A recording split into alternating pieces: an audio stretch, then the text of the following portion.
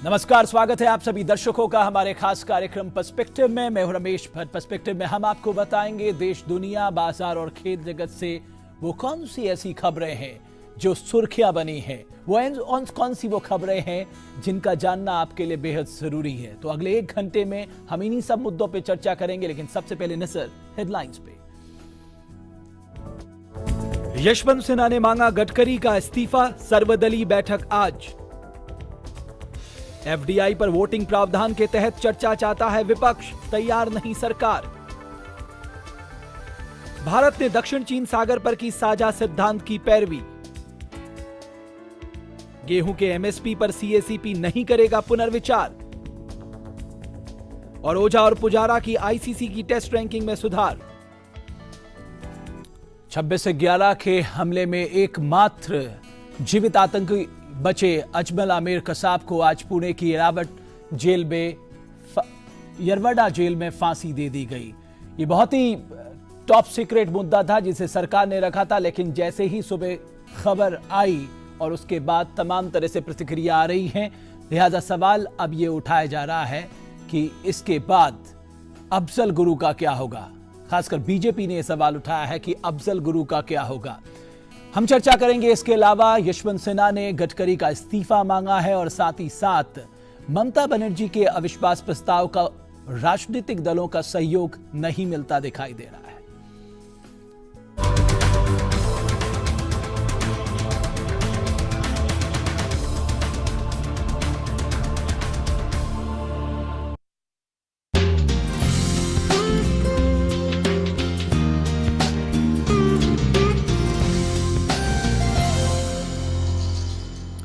आपका स्वागत है। ब्रेक के बाद आप देख रहे हैं पर्सपेक्टिव। सीएसीपी ने पुनर्विचार करने से मना कर दिया। पुनर्विचार करना था गेहूं के एमएसपी को लेकर, लेकिन उसको उसने मना कर दिया। और साथ ही साथ हम बात करेंगे अपने मेहमान से कि जब प्रधानमंत्री ने कहा कि एफडीए में इस बार हम सेवा और निवेश क्षेत्र में समझौता करने के लिए तैयार हैं, उसके क्या मायने होंगे।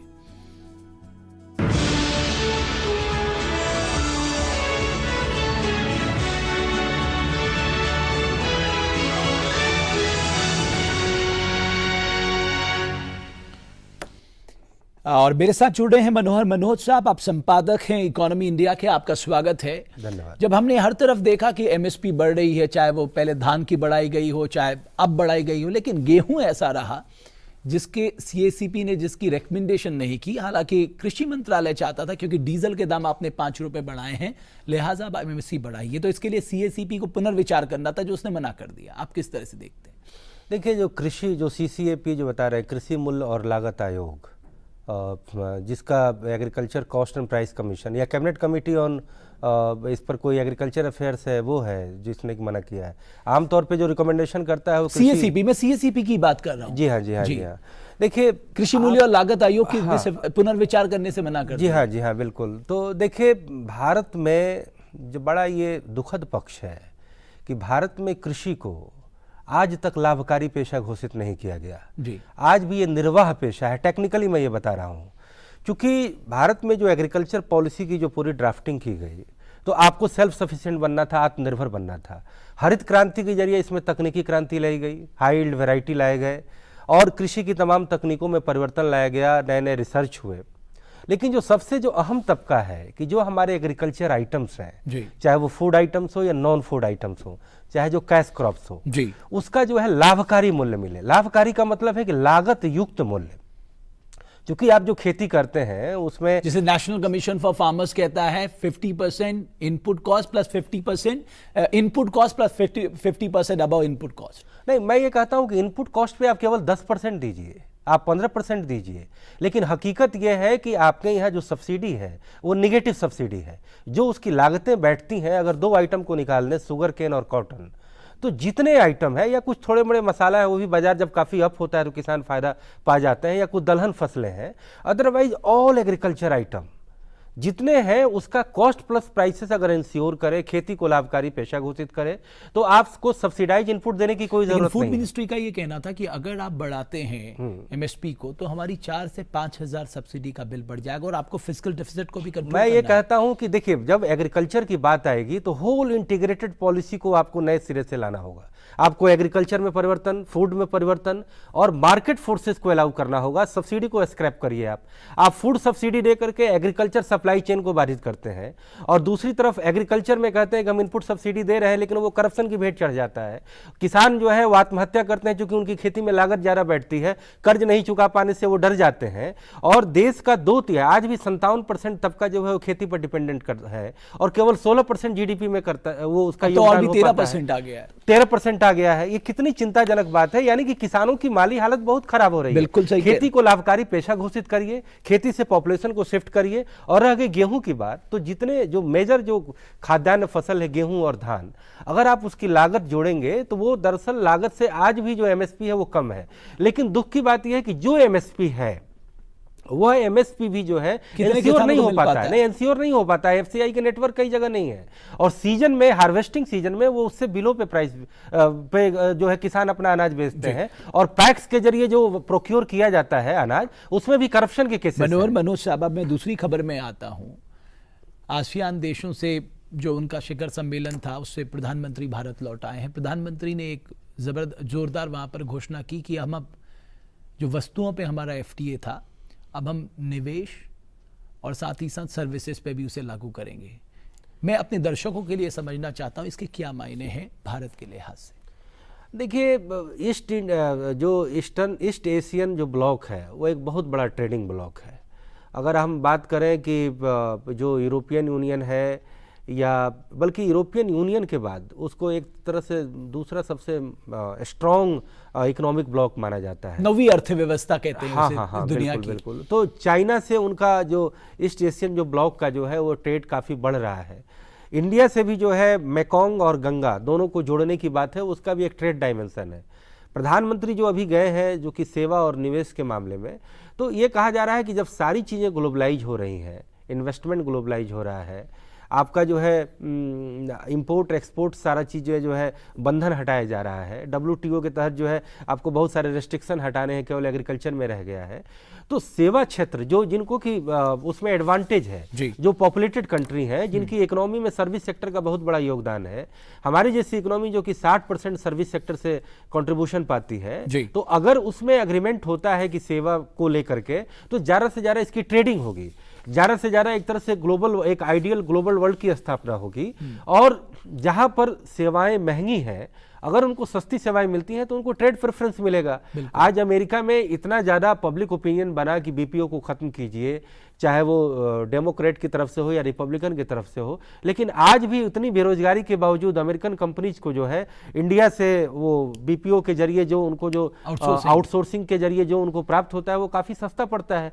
इससे उनकी जो कॉस्ट है जो उनके बिजनेस की वो कम पड़ती है, कंपनियों को सरप्लस होता है और फिर वो कंपनी सस्टेन कर पाती है। दूसरा जो मुद्दा था प्रधानमंत्री के सामने जब वो अपने समकक्ष से मिले, खासकर मैं चाइना की बात करूं, ट्रेड डेफिसिट हम देख रहे हैं कि हमारा टारगेट जरूर है $100 बिलियन का 2015 के लिए, लेकिन हमारे पक्ष में वो एक तरह से नेगेटिव है, क्योंकि जो ट्रेड डेफिसिट है वो आज भी एक बड़ी समस्या है। तो आपको लगता है निवेश एक ऐसा सेक्टर होगा, कम से कम जब हम इन्वेस्टमेंट और खासकर इंफ्रास्ट्रक्चर डेवलपमेंट की बात करें, 50 लाख करोड़ के निवेश की हमने 12 5-year प्लान में बात की है, वहां अगर निवेश आता है तो कुछ हद तक हम इसको पार कर सकते हैं। हाँ, बिल्कुल सही बात है। लेकिन देखिए, इंडिया चाइना का जो बायलैटरल जो द्विपक्षीय जो ट्रेड रिलेशन है वो चाइना के पक्ष में पिछले 10 सालों से चला आ रहा है, और भारत सरकार जिसके कि जो सामरिक जो संबंध है चाइना से अच्छे नहीं रहे हैं, और उस पर जो गतिरोध है 50 साल अभी उस पर मनाया गया चाइना इंडिया युद्ध के, तो ऐसे में जो ट्रेड में जो चाइना को लगातार जो बढ़त मिल रही है, और चाइना ने उस ट्रेड सरप्लस की वजह से अपने पॉलिटिकल और स्ट्रेटेजिक इशू को थोड़ा सा टोन डाउन किया हुआ है, क्योंकि चाइना मूलतः एक बड़ा एग्रेसिव कंट्री है और हिंदुस्तान को हमेशा वो शक की नज़रों से देखता है। तो ऐसे में मुझे लगता है कि ट्रेड में भी इंडियन जो डिसीजन मेकर्स हैं इनको थोड़ा अपना विल पावर बढ़ाना होगा, अपना एम्बिशन बढ़ाना होगा कि हम चाइना से कम्पीट करें, और आपको थोड़ा सा मैन्युफैक्चरिंग, उनकी जो ताकत है वो है उनकी मैन्युफैक्चरिंग पॉलिसी बहुत GDP बड़ी में ताकत सबसे बड़ी ताकत है उनकी बिल्कुल, बिल्कुल। मैन्युफैक्चरिंग की। और हमारे यहाँ अब हम जाके एक नेशनल मैन्युफैक्चरिंग पॉलिसी लेके आए हैं, हम नेशनल मैन्युफैक्चरिंग जोन्स बनाने की बात कर रहे हैं। नहीं देखिए, उनके पास जो है लेबर, हालांकि उन्होंने बड़ा स्ट्रिक्ट पॉपुलेशन पॉलिसी बनाई है, फिर भी उनका लेबर काफ़ी सस्ता है। आपके यहाँ भी लेबर इतना सरप्लस है, कहीं ना कहीं पॉलिसी पैरालिसिस है इस मैटर पे, केवल इस मैटर पे कि आप चाइना को compete कर सकते हैं। आप अपने वो एवेन्यू एक्सप्लोर कीजिए कि जहाँ पर आपको बढ़त मिल सकती है। मुझे लगता है इंडियन हुक्मरान में वो एक तरह से विल पावर की कमी है, और वो जितने कंसंट्रेट हैं अपने बिजनेस को लेके और जितने एम्बिशियस हैं, जिस तरीके से पूरे वर्ल्ड में एक्सपोर्ट में उनका वो बढ़ रहा है, उनका दबदबा बढ़ रहा है, भारत में मुझे लगता है कहीं ना कहीं वो इच्छा शक्ति की कमी है। अब जो सबसे बड़ा मुद्दा है, कल से संसद का सत्र शुरू हो रहा है, मैं फाइनेंशियल लेजिस्लेटिव एजेंडा की बात करता हूं। कितने सारे विधेयक है, बैंकिंग कानून संशोधन विधेयक है, बीमा कानून संशोधन विधेयक है, डायरेक्ट टैक्स कोड बिल का मामला है, जीएसटी का मामला है, कंपनी विधेयक है, pension fund regulatory and development authority bill 2011 है, prevention of money laundering amendment bill है, और जमीन अधिग्रहण पुनर्वास और पुनर्स्थापन विधेयक। ये एक लेजिस्लेटिव एजेंडा, आप किस नजरिए से सत्र को देख रहे हैं? क्या ये पारित होंगे, जो बहुत ही महत्वपूर्ण विधेयक है? बिल्कुल बिल्कुल। देखिए, इसमें जमीन अधिग्रहण का जो विधेयक है वो मुझे लगता है उसके लिए न केवल पॉलिटिकल लेवल पे ज़्यादा उस पर मंथन होगा, बल्कि मुझे भी एक लगता है कि एक राष्ट्रीय नीति के औचित्य की दृष्टि से आज लैंड एक्विजिशन जो है, पहले कभी लैंड रिफॉर्म बड़ा इशू हुआ करता था, आज इस आज भी है लैंड रिफॉर्म में, हम कभी कहाँ? हाँ ठीक बात है, लेकिन इतने अब जोतों की साइज छोटी हो चुकी है कि अब लोग उसे बहुत प्रायोरिटी से नहीं लेते हैं। जो इवन कि अच्छे खासे किसान हैं वो भी घाटे की वजह से जो है खेती को छोड़ रहे हैं। तो जो अर्बनाइजेशन और इंडस्ट्रियलाइजेशन की वजह से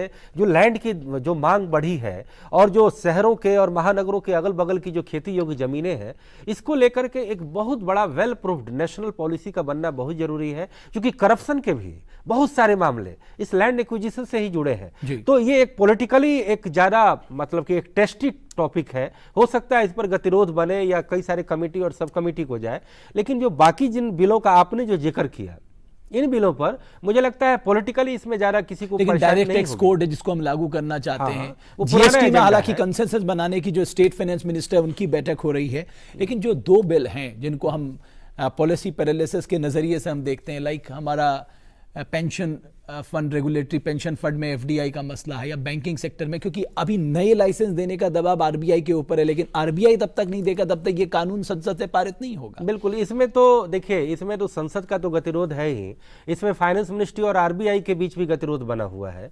फाइनेंस मिनिस्ट्री ये चाहता है कि बैंकिंग जो लाइसेंस दिया जाए उसको ईज किया जाए, उसको आसान किया जाए, लेकिन आरबीआई उसको अभी भी स्ट्रिक्ट बनाए रखना चाहता है। लेकिन मुझे लगता है कि जितने इकोनॉमिक रिफॉर्म बिल है संसद में, इस बार उनका निश्चित रूप से आगे की तरफ वो जरूर जाएंगे। हो सकता है अगर टाइम की कमी हो जाए, संसद का बहिष्कार हो और राजनीतिक वजहों से अगर बैठकें, जो हमें लग रहा है खासकर FDI multi brand detail sector में। बिल्कुल, देखिए अभी जो 4-5 जो इश्यूज लेके आई है, जो एक तरह से नया डोज दिया गया है इकोनॉमिक रिफॉर्म का, प्रणब मुखर्जी के हटने के बाद फाइनेंस मिनिस्टर जब मनमोहन सिंह के चार्ज में आया, और फिर चिदम्बरम को तो मैं इन सुधारों का एक तरह से चैंपियन मानता हूं। तो कहीं ना कहीं चिदम्बरम के सारे सुधार एक लॉजिकल तरीके से आते हैं, और पहले भी उन्होंने इसका परफॉर्मेंस दिखाया है, इवन के होम मिनिस्टर के रूप में भी। तो अभी जो ये 3-4 जो लेके आए हैं, इसमें सबसे ज्यादा राजनीतिक गतिरोध जो है वो एफडीआई को लेकर के हो रहा है। बाकी चीजों पर जो है सब लोग लल की स्थिति में है, और मुझे लगता है क्योंकि अभी अंदर मन से बीजेपी ने भी ये मन बनाया है कि हम इस बार संसद में बिजनेस जितने ऑपरेशन है उसमें हम साथ देंगे, पॉलिटिकल विरोध की भी स्ट्रेटजी बनी रहेगी, लेकिन जो सामान्य कामकाज है मुझे लगता है इसमें कहीं ना कहीं कुछ फर्दर डेवलपमेंट जरूर होगा। और इसमें अगर लैंड एक्विजिशन को छोड़ दें तो बाकी विधेयकों पर निश्चित रूप से उनका जो है एक स्टेप से दूसरे स्टेप जाने की पूरी संभावना है। लेकिन आपको संशय है कि लैंड एक्विजिशन विधेयक जो है वो पारित होने में अभी भी दिक्कत आ सकती है? हाँ, अभी भी दिक्कत आ सकती है। मुझे लगता है कि इट रिक्वायर्स मोर डिबेट, अभी भी उसमें ज्यादा डिबेट की जरूरत है, और उसके कई सारे अभी भी प्रोविजन है जिस पर कि कई लोगों के रिजर्वेशन है। बहुत बहुत शुक्रिया मनोज साहब, आप आए और आर्थिक विषयों पे आपने हमसे चर्चा की, शुक्रिया आपका। एक छोटा सा ब्रेक लेंगे, ब्रेक के बाद हम आपको बताएंगे आईसीसी की टेस्ट रैंकिंग में पुजारा और ओझा ने लगाई लंबी छलांग।